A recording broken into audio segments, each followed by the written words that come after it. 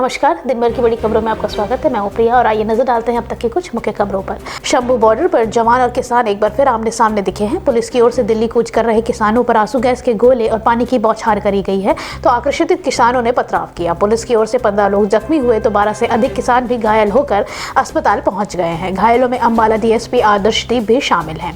Ambala police प्रशासन की ओर से करीब एक पखवाड़े के किसानों को शंभू बॉर्डर पर रोकने की कोशिश कामयाब रही। लाख प्रयास के बाद भी किसान बैरिकेडिंग तोड़ने में नाकाम रहे। इस दौरान पुलिस की ओर से आंसू गैस के गोले और पानी के बौछार के साथ रबड़ की गोलियां भी चलाई गई, जिसमें कई किसान जख्मी हुए हैं, जबकि देर शाम तक घायलों को अस्पताल में पहुंचाने का सिलसिला चलता रहा। किसानों ने जैसे ही हरियाणा पुलिस पर पहले सुरक्षा के भीतर घुसकर पथराव किया तो पुलिस के जवान भी सामने आ गए। जवान शील्ड लेकर उतरे, लेकिन इसके बीच कुछ जवान चोटिल भी हो गए। इस दौरान कुछ किसान 2 जवानों को शील्ड उठाकर भी ले चले गए।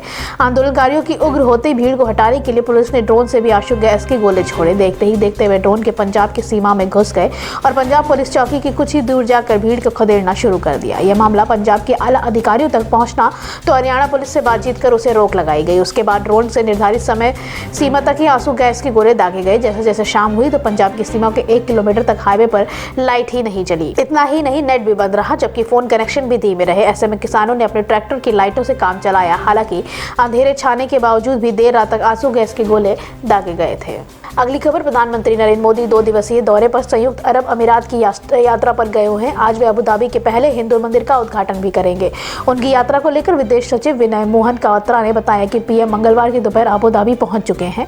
विनय मोहत्रा ने कहा कि प्रधानमंत्री इस देश में अपनी 7वीं यात्रा पर कल दोपहर पर अबू धाबी पहुंचे हैं। संयुक्त अरब अमीरात के राष्ट्रपति शेख मोहम्मद बिन जायद अल नाहयान ने उनकी अगुवाई की और हवाई अड्डे पर पहुंच उनके औपचारिक स्वागत भी किया।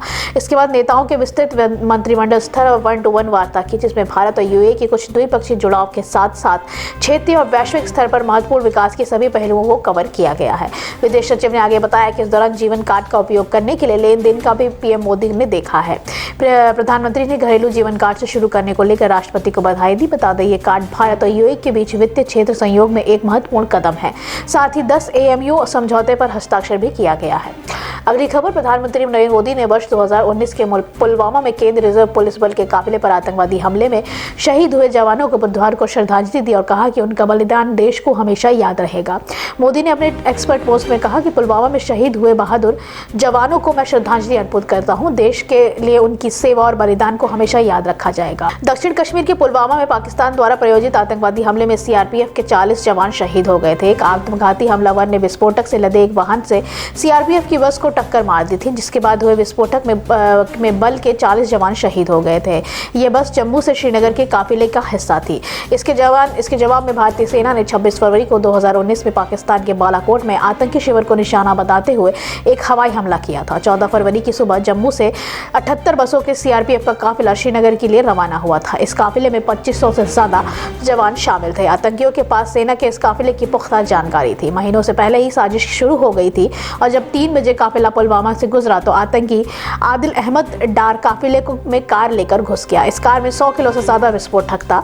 धमाका इतना तेज था कि काफिले की ज्यादातर बसों के शीशे चटक गए थे। कई वाहन भी चोटिल हुए थे। कई जवान भी चोटिल हो गए थे। सीआरपीएफ के 76वीं बटालियन के 40 वीर सपूत शहीद हो गए थे। कई किलोमीटर तक हवा में बारूद की गंध धुल गई थी। मंजर इतना खौफनाक था जिसे देखने वाले हैरत में पड़ गए थे। अगली खबर, बसपा की राष्ट्रीय अध्यक्ष मायावती ने किसान आंदोलन का समर्थन दिया है। सोशल मीडिया एक्स पर उन्होंने कहा कि सरकार किसानों की मांगे गंभीरता से लेकर उनका समाधान करे। बसपा मुखिया मायावती ने बुधवार को अपने बयान में कहा कि अपने भारत को अन्न के मामले में आत्मनिर्भर बनाने वाले मेहनतकश किसानों की जो मांगे हैं, सरकार उन्हें गंभीरता से ले तथा उन पर सहानुभूति पूर्वक विचार कर उनके समय से समुचित समाधान करे, ताकि अन्नदाता किसानों को अपनी मांगों से समर्थन के बारे में आंदोलन के लिए मजबूर ना होना पड़े।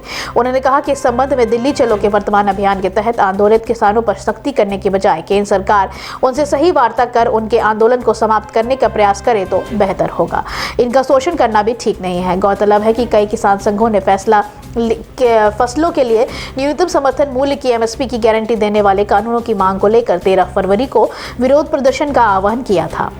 किसानों की इस कूच से ज्यादातर संघ उत्तर प्रदेश, हरियाणा और पंजाब से है। किसानों की दिल्ली चलो मार्च का ध्यान रखते हुए दिल्ली पुलिस ने ट्रैफिक एडवाइजरी भी जारी कर दी है। दिल्ली और उससे जुड़ी सीमाओं पर कई स्थानों पर सुरक्षा भी बढ़ा दी गई है।